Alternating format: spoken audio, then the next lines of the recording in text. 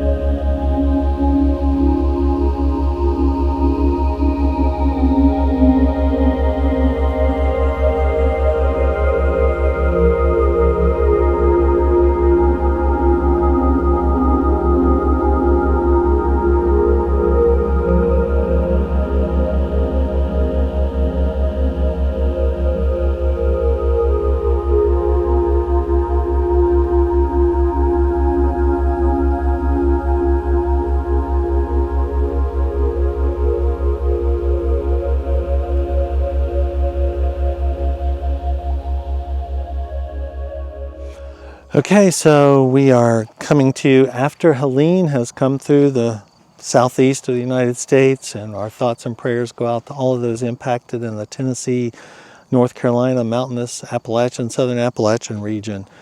But what we are finally getting to here are really perfect astronomy conditions for imaging and for observing. I've got Andrew is here with me with a beautiful 22-inch scope set up. I'm going to share a video of that with you here in a bit. And of course here we have multiple imaging setups as always going on. We have predictions of potential aurora happening. We have a morning comet that is proving to be challenging. We're going to see if we can still get at it.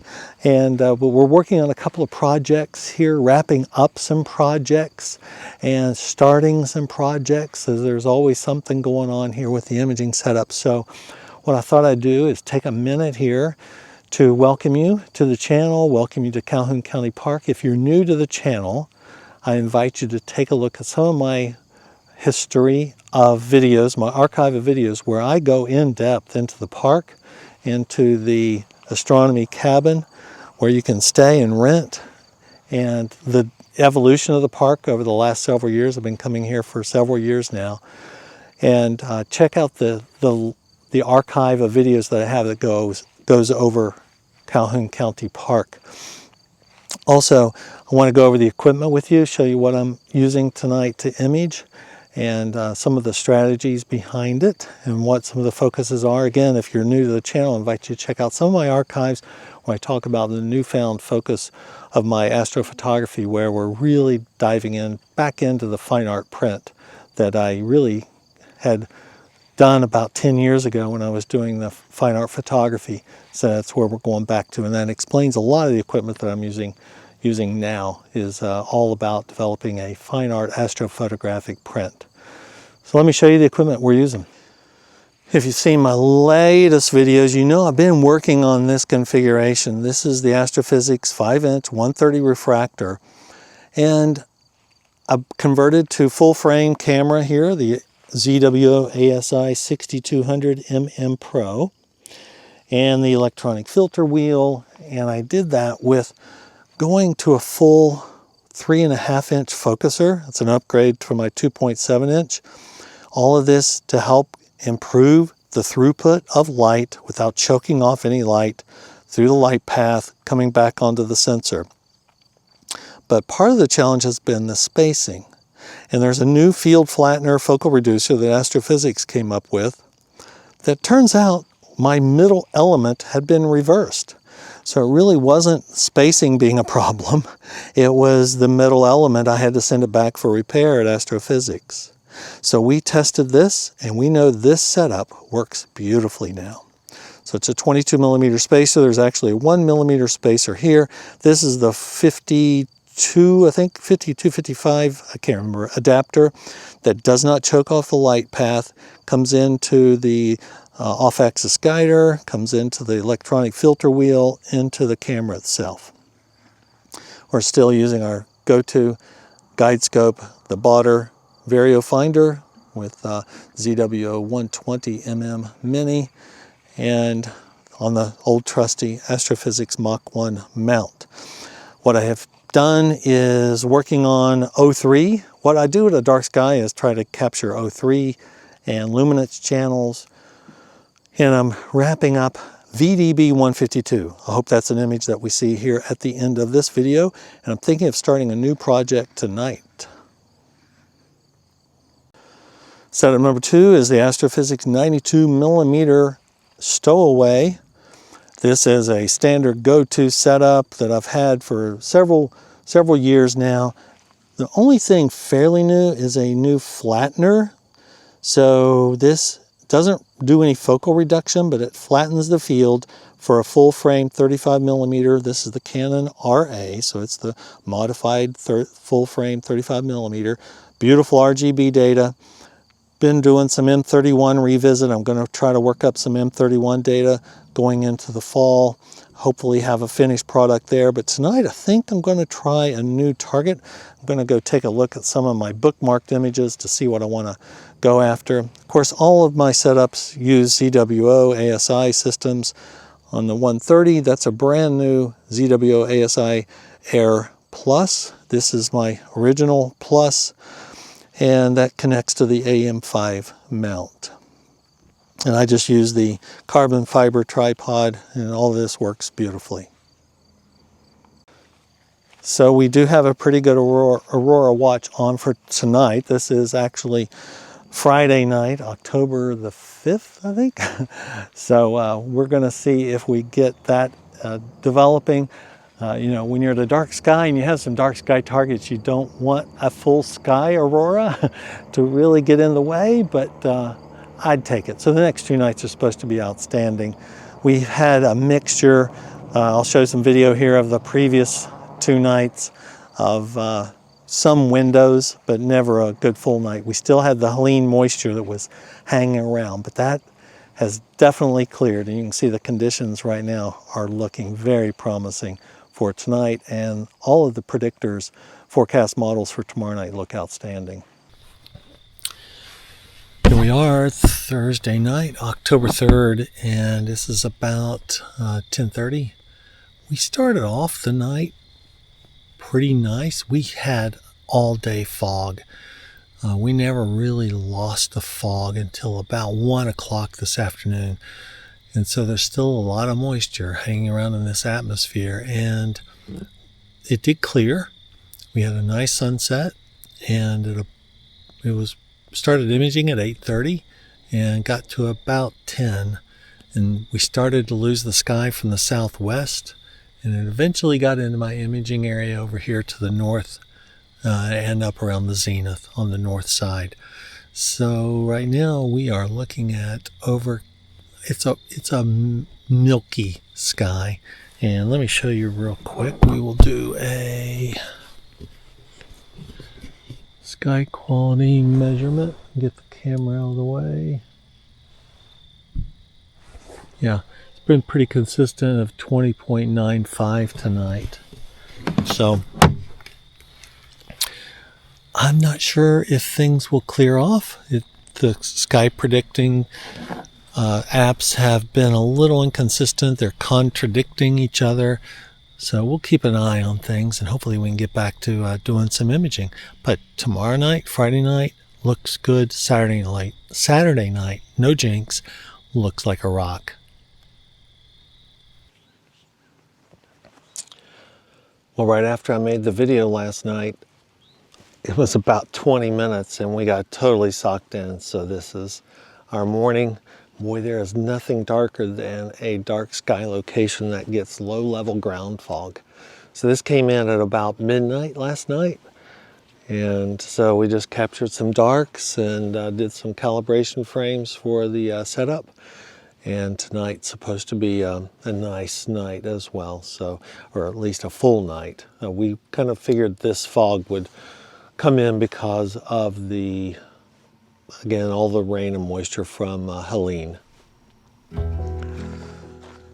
There's a great trail. It's about 3.5 miles long. I think something about like that. That kind of encompasses the park, Calhoun County Park. This is, I believe it was an old golf course at one time and an old dairy farm, but the trail is about, I don't know, 8 feet wide, pretty well cared for. Do have some limbs down from the recent storms, but a beautiful, beautiful trail to take on throughout the daytime activities.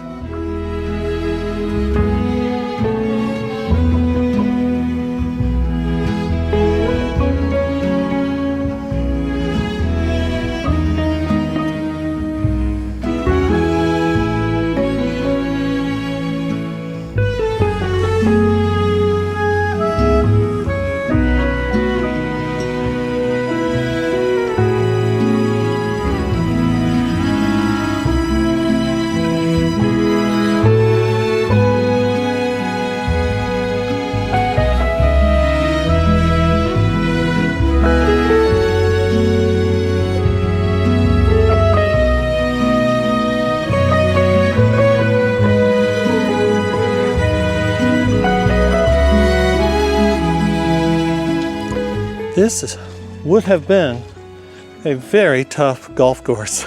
Very tight, very narrow, a lot of slope. I'm guessing this is a fairway because I think most of the trail follows an old cart path, or at least most of the cart path. But this would have been a very narrow and slopey golf course back in the day, but it's a beautiful trail. Just look at this.